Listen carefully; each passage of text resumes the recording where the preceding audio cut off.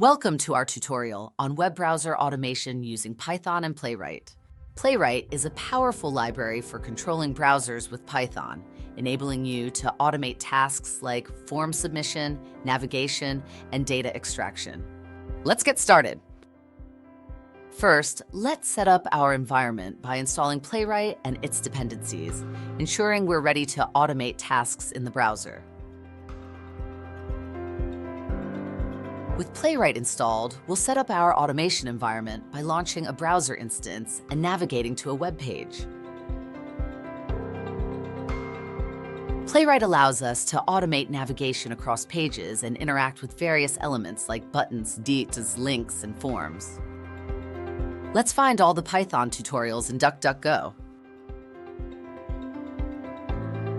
Extracting data is a key feature of web automation.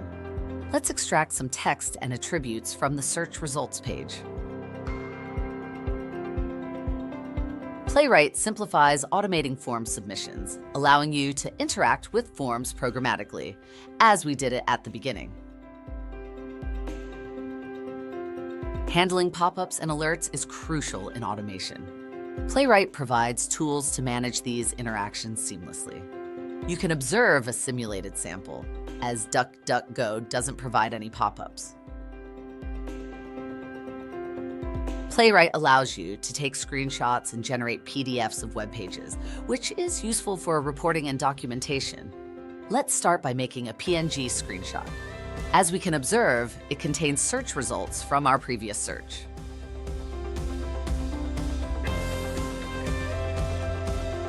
It's also possible to use a PDF document as an output.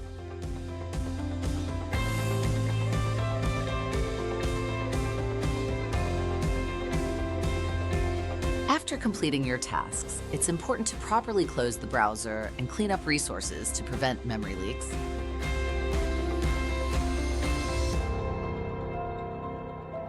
In conclusion, Playwright provides a powerful and flexible tool for web browser automation with Python. From navigation to data extraction and interaction, Playwright makes it easy to automate complex workflows.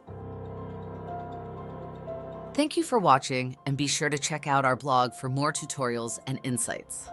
Don't forget to subscribe for more insightful videos about web scraping and data science.